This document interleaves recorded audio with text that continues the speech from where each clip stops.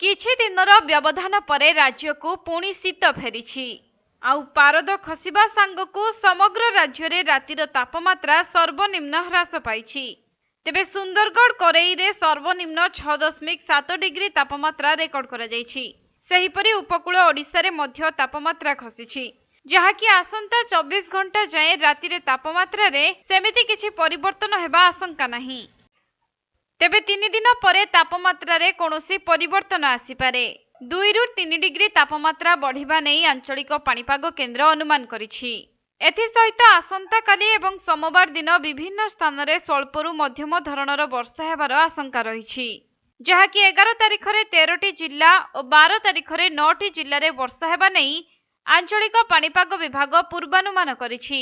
ତେବେ 11 ତାରିଖରେ ନୂଆପଡ଼ା, ବଲାଙ୍ଗୀର, ବରଗଡ଼, ଝାରସୁଗୁଡ଼ା, ସୋନପୁର, ସମ୍ବଲପୁର, ସୁନ୍ଦରଗଡ଼, ଦେବଗଡ଼, କେନ୍ଦୁଝର, ଅନୁଗୁଳ, ଢେଙ୍କାନାଳ, ମୟୂରଭଞ୍ଜ ଓ ବୌଦ୍ଧ ଜିଲ୍ଲାର କେତେକ ସ୍ଥାନରେ ବର୍ଷା ହେବାର ଆଶଙ୍କା କରାଯାଉଛି।